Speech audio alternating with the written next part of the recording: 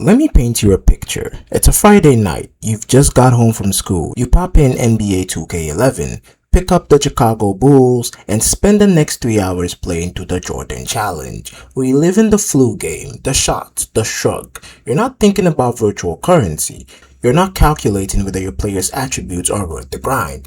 You're just playing basketball. Or maybe it's FIFA 17. You're 3 episodes deep into the journey, genuinely invested in whether Alex Hunter makes it at his boyhood club. Your mates are texting, asking if you've done the latest chapter yet. You're talking about a sports game the way you'd talk about a TV show you're all watching together. That was sports gaming at its best. And I want to ask you, honestly, when was the last time either of these franchises gave you that feeling? Because something has changed. Not in one dramatic moment, not in one catastrophically bad release, but slowly, quietly, and year by year. And today, I want to trace exactly what that change looks like, what we used to get, what we're getting now, and whether there's any realistic path back to the thing that made these games genuinely special. And with NBA 2K27 and FC27 on the horizon, and I think this video will give you a better idea based on trends on what you'll be getting in the next edition of these franchises.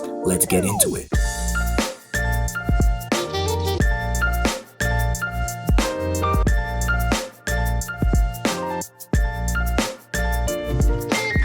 To understand where we are, we have to understand where we came from.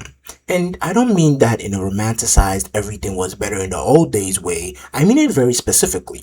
NBA 2K11 came out in 2010. Michael Jordan on the cover. The Jordan Challenge built right into the game. 10 scenarios recreating his most iconic performances, complete with different broadcast styles, different commentators, different visual filters to match the era. You weren't just playing as Jordan, you were playing through Jordan's career. That kind of contextual, historically rich experience took real creative investment to build. Nobody did it because it was going to generate microtransaction revenue. They did it because they genuinely wanted to build the best basketball game possible.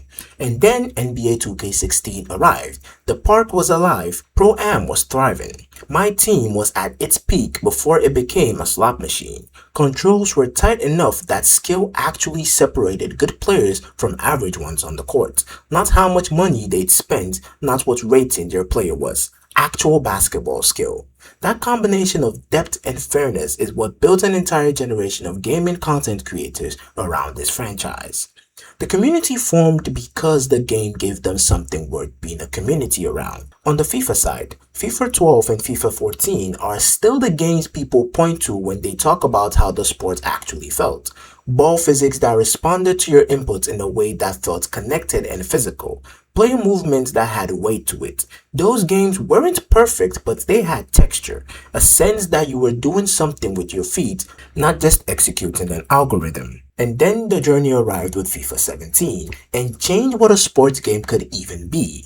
It wasn't a mode bolted on as an afterthought. It was the main event, a fully voiced, fully animated story where you follow the fictional player, Alex Hunter, from youth football to the Premier League. Critics loved it and fans loved it. FIFA 17 became the best-selling console game of that entire year, EA's best-selling FIFA of all time, riding on the back of a story mode. Think about that. The best-selling FIFA that ever existed was the one that invested most deeply in a single-player narrative experience. That tells you exactly what sports gaming is capable of when it's trying to do something genuinely meaningful. So you may be asking, what happened? The honest answer is that both franchises found something that made significantly more money than great game design, and once they found it, everything else slowly reorganized itself around it. For 2K, that thing was virtual currency. VC started as a relatively harmless way to speed up your progression. Buy a few packs, get a better player rating faster, skip some of the early grind. Fine and reasonable, but here's the thing about systems designed around spending. They only work if there is always more to spend on. So the economy had to inflate. New content had to get more expensive. The grind had to get longer. The gap between what you could earn by playing and what you could buy had to keep widening. Early in GTA Online's history, a game built on a very similar model, doing basic activities could earn you enough to genuinely participate in the economy. The most expensive property at launch was 400,000 GTA dollars. Straightforward. But by 2026, top-tier content cost tens of millions, and Rockstar has made over 5 billion real-life dollars from shark cards alone. NBA 2K followed almost exactly that same trajectory. The most expensive things in early 2K cost a million virtual currency. Today, a fully maxed MyCareer player can cost you around $120 in real money. And in both cases, the in-game economy was deliberately tuned to make that spending feel like the natural, convenient option rather than the expensive one. So what does that look like in practice for NBA 2K players? The general consensus on NBA 2K26 has been described as a franchise that now looks more like a cash grab than a love letter to basketball. The basketball is still there, but it's no longer the point. For FIFA/EAFC, the shit was slightly different, but the destination was the same. Ultimate Team had been growing as a mode since FIFA 09, but it was somewhere around FIFA 14 to 17 that it crossed from being one mode among many to being the mode that received the overwhelming majority of development resources, marketing spend, and creative attention. The result? Everything else started quietly deteriorating. Career mode, arguably the most logical mode for a football fan who just wants to manage a club, has had the same core criticisms leveled at it for almost a decade. Neglected, underdeveloped, and the same systems year after year, while FUT got events, new card types, new mechanics, and constant updates. Volta was introduced in FIFA 20 as a street football mode, genuinely exciting at launch, described by some reviewers as the best addition to the franchise in years. By FIFA 25 or FC25, it was replaced by Rush, a 5v5 mode integrated into other modes rather than standing alone. Rush is already showing signs of fading relevance less than 2 years after launch. And what happened to the journey? The most successful mode in FIFA history, the thing that made FIFA 17 the best-selling game of that year. It just quietly disappeared after FIFA 19. No announcement, no finale, just gone, because story modes don't sell card packs, and card packs are where the money is. So let's talk about what the experience actually looks like in 2026 for someone picking up either of these games for the first time in a few years. If you boot up NBA 2K26 and go into MyCareer, the mode that used to be about playing basketball and building career, the first thing you encounter is the economy. Your players start weak. Progressing them to a competitive level takes hundreds of hours of grinding, or far more efficiently, spending real money. Some players have calculated that getting a MyCareer player to 99 overall costs around $120 in VC if you're buying it outright. That is nearly double the cost of the game itself to access the full version of a single mode within it. And even that progress has an expiry date. NBA 2K24's online features were shut off completely as of January 2026, a game that's still being sold less than 2 years earlier. NBA 2K26 online modes are already confirmed to shut down by the end of 2027. Everything you build, everything you buy, everything you grind for exists on a countdown that 2K sets and controls. You're not investing in a game, you're renting access to a temporary experience. The content inside that experience is also shrinking in ways that players only notice when something's gone. Classic teams, one of the most beloved features in the entire franchise, quietly lose players every year as retired stars' likeness rights lapse without renewal. Blake Griffin vanished from the classic Clippers. The mode isn't removed, it's just hollowed out year by year, one departing player at a time. On the EAFC side, the numbers tell their own different story. EAFC 25 was at the time of release the lowest rated game in the entire history of the FIFA franchise. Public ratings had been in almost uninterrupted decline for 4 years straight. FIFA 22 at 2.3 out of 5, FIFA 23 down to 2.0 out of 5, EAFC 24 dropping to 1.7 out of 5, and EAFC 25 hitting a 1.6 out of 5. 4 years of consecutive decline. The most commonly cited reason across reviews wasn't one specific bug or broken system, it was a feeling. The game felt slower, more methodical, more repetitive, and less responsive than it used to be. And crucially, EA Sports FC 25 saw time spent on the game drop 13% year over year. Not sales, time spent. People who bought it were playing it less. That is the metric that tells you something real. You can convince someone to buy a game once through marketing, but you cannot convince them to keep playing it if they're not enjoying it. Additionally, the review trailer for EAFC has become almost a genre in itself at this point. Go back to FC 24. The single biggest complaint from fans wasn't about a specific feature. It was simply, where is the actual gameplay? People had stopped trusting the cinematics, and one piece described the absurdity of Ultimate Team's increasingly elaborate pack opening presentation perfectly, saying that no matter how flashy the animation, a 78-point silver card player that no one wants is still a 78-point silver card player that no one wants, regardless of the number of drones. Now, here's the part that explains why any of this was allowed to happen in the first place, because it doesn't happen by accident. There is a documented pattern across every major annual sports game franchise.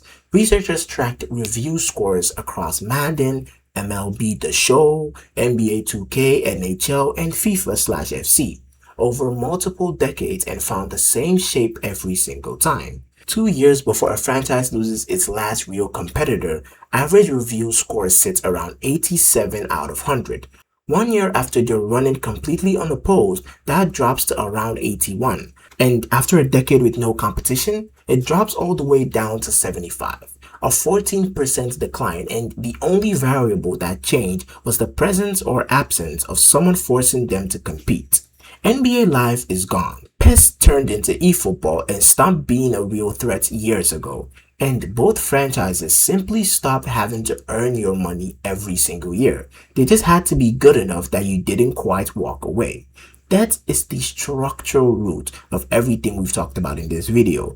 Not laziness, not malice, just the entirely predictable outcome of what happens when a creative product stops facing competitive pressure. The ambition that builds 2K11's Jordan Challenge, that builds FIFA 17's Journey, that builds 2K16's Park Culture. That ambition didn't disappear because the people making these games got worse. It disappeared because nobody was forcing them to be that ambitious anymore. And the fans feel that absence even when they can't always name it. Now, here is the honest part. Because this video isn't meant to be a eulogy for sports gaming. It's meant to be an honest look at where things actually are. And the truth is, both franchises have shown recently that they're still capable of meaningful improvement when they actually try. NBA 2K26 is generally considered one of the best playing versions of the game in years. Movement is smoother, the new shot meter landed after the controversial 2K25 version split the community right down the middle. MyCareer story arc taking you from high school through AAU and overseas to the NBA is being called one of the best iterations of that mode in a long time. The basketball, when you're actually playing basketball, is good. EAFC 26 made what critics describes as the most significant gameplay overhaul the series had attempted in years at launch. A new preset system splitting the game into competitive and authentic modes. Left stick dribbling rebuilt from the ground up to reward skill rather than exploit. AI tuned to widen the skill gap on purpose. And the consensus on those who had checked out the franchise for years have called it genuinely encouraging. So the ability is there, the talent is there. When these studios focus on the game rather than the business model, the game gets better. That's not a small thing. But, and this is the important part, gameplay improvements and business model improvements are two completely different things. You can fix the shot meter and still have a community that doesn't trust you. You can overhaul dribbling and still have career mode fans who have been ignored for a decade. EAFC 26 was praised for its on-pitch improvements and simultaneously criticized for Ultimate Team being even more pay to win than ever, and career mode feeling stale. The people making these games have shown they can make the game better. What's less clear is whether they want to make the business model better too. And until those two things move in the same direction at the same time, the gap between what sports gaming used to be and what it is right now is going to keep feeling as wide as it does. So here's what that leaves us with. Sports gaming in 2026 is no disaster. The basketball in NBA 2K is generally good right now. The football in EAFC improved meaningfully at launch before all the unnecessary updates. People were still playing these games and are still playing some of these games with 2K. 2K's playtime actually went up 11% year over year. But something real has been lost. The Jordan Challenge, the Journey, 2K16's park culture, FIFA 14's ball physics, and all of it represents a version of sports gaming that felt like it was built by people who loved the sports first and the business second. And right now, underneath the drone camera pack openings and the countdown timers and the expiring online modes and the $120 MyCareer builds, it's very hard to feel that same priority at work. The question isn't whether these games can be great. Again, we've seen enough glimpses to know that they can. The question is whether they need to be. And as long as there's nobody forcing them to compete for your money, the uncomfortable truth is that good enough might just keep being good enough for them. Whether it's good enough for you is a different question entirely. And honestly, that's the most important one right now. What is the one thing you wish sports gaming still had that it's lost? Let me know in the comment section. As usual, any feedback from you guys would be greatly appreciated.